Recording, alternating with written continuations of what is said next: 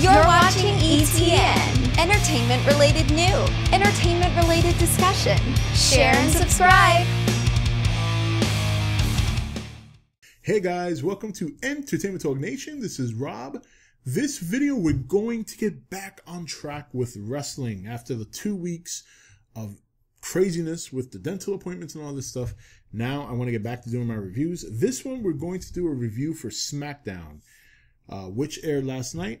Thought it was okay. I thought it was much better than Raw. I'll say that much. It was much better than Raw. Obviously, everything's setting up for the Money in the Bank in, 5 weeks, I think? I think it's June 17th, yes. And, you know, we had those matches on Raw. We know that Strowman is one of the entrants. I believe there was one more. Oh, Finn Balor. Finn Balor. So, tonight we had, or I should say last night. Well, I can say tonight because I'm filming this shortly after SmackDown, but I'm going to put it up on Wednesday, today, if you're watching this. So SmackDown was good. The opening match was very, very good. I really like The Miz. Have I mentioned that already? I really like The Miz. He's just really, overall, a good package. I mean, he's not the greatest wrestler in the world compared to the likes of Seth Rollins, Finn Balor, but he's definitely a good performer. Overall, I mean, he's good in the ring. He's not great like them, but he's good in the ring. I mean, he had a classic with Rollins the other day. That match with Jeff Hardy last night for the Money in the Bank was also really, really good. It was a great way to open SmackDown. And furthermore, I was very surprised that Miz won. I was very happy he won. In some ways, I wasn't surprised. I figured, well, Jeff Hardy already has a belt, so. But still, I was thinking to myself, damn, I don't know if they're going to put The Miz over Jeff Hardy. But they did, and I was very happy about that. So that was a good way to open SmackDown. Then we had another Money in the Bank match, Charlotte versus Peyton Royce. And that was a pretty good match. There was a couple of botches. But again, Charlotte is the kind of wrestler that just makes pretty much any woman she faces look good. And that's not to say Peyton Royce is not a good wrestler. She's actually very good as well. I only really noticed like 2 botches in the match. That happens sometimes. I'm not going to eat anybody's lunch for that.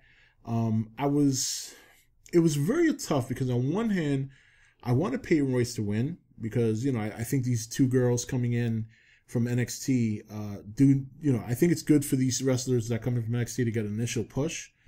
But at the same time, Charlotte needed to win, especially after the horrible loss on Sunday, which was just, I didn't want her to lose by pinfall. Let's put it that way. I think Carmella should hold the belt for a while. She just won it, and she needs to win more than Charlotte does.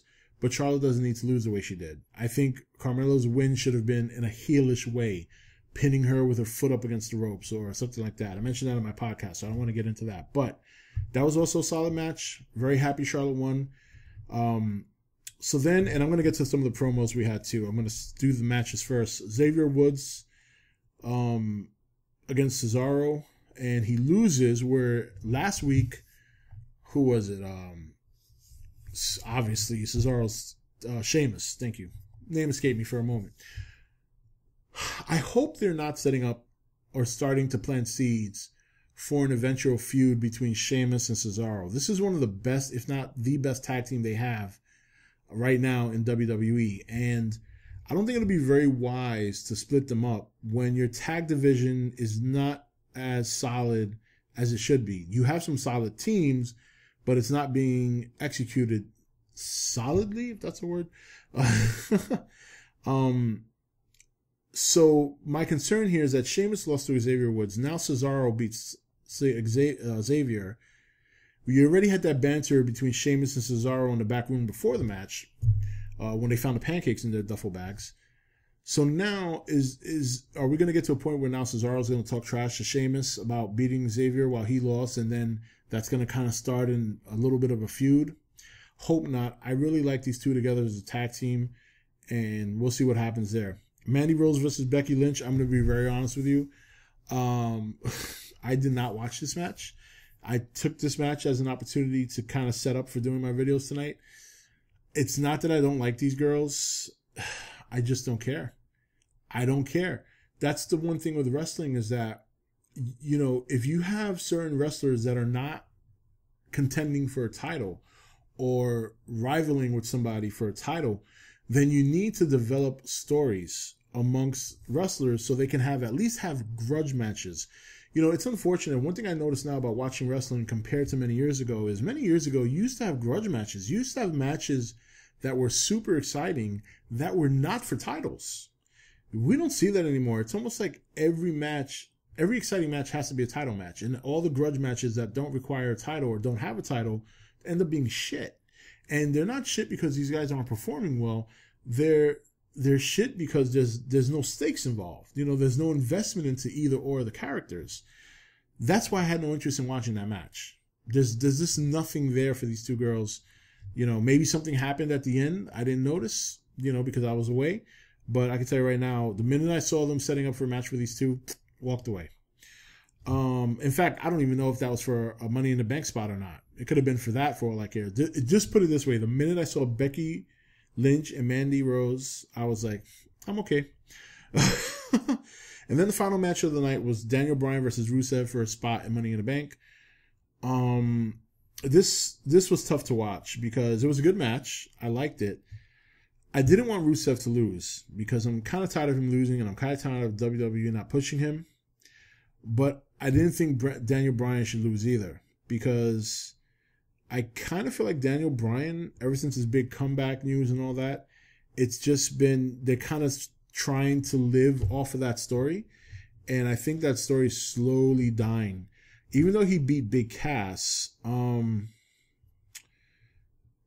which is not much of an impressive win to me because it's Big Cass. Who really cares about Big Cass? I kind of feel like they're trying to live on the laurels of his comeback, and they don't realize that people get over that shit really fast. Like, yeah, we're excited he came back. Where's his title run? Where's that march towards the title? Now, I'm not saying any march towards the title for Daniel Bryan's out the window because, you know, Money in the Bank. I like Money in the Bank. I think it's a fun gimmick, but it's also a cheap way of winning the belt. I don't think you want Daniel Bryan winning the belt cheaply. That's something like The Miz would do, you know, like which he has done in the past. So we'll see what happens there. I don't know. Is this something weird? I'm getting this weird feeling with Daniel Bryan. Not that I think he's lost anything. The crowd still goes nuts for him. I just don't think they can survive much longer on this comeback story. I think they need to switch to another storyline, get him into something good with AJ Styles or Shinsuke, or have I had a fantasy booking where I had Shinsuke, Daniel Bryan, and AJ Styles all competing for the WWE Championship at WrestleMania. Just get him into the picture. You don't have to give him the title now, but get him into the picture somehow, some way.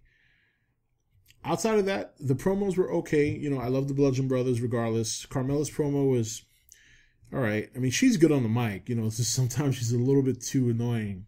And I don't want her to start beating that I beat Charlotte shit into the ground. I'm like tired of that already. Like, I beat Charlotte. It's like, we get it.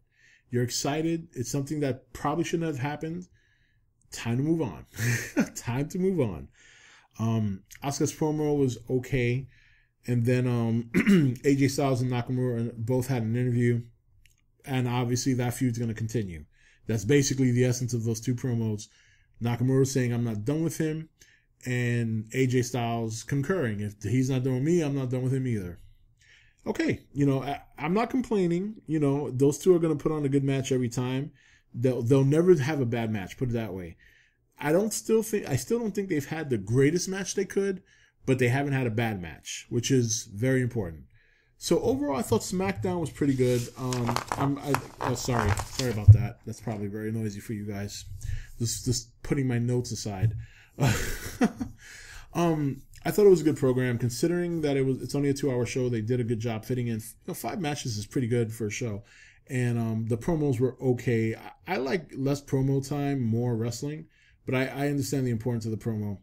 I think Money in the Bank is going to be a lot of fun. Hopefully, we get a much better pay-per-view than we did this past Sunday with BackLash, which was horrible.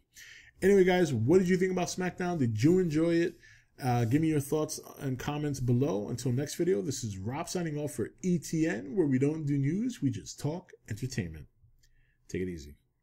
Thank you for watching E.T.N. Click here to watch more content, Or you can click here to become an E.T.N patron. Don't forget to leave a comment. Also, make sure you like and share this video. If you want to know when the next video is up, click the notification bell next to the subscribe button. And most of all, make sure to click that subscribe button for regular content.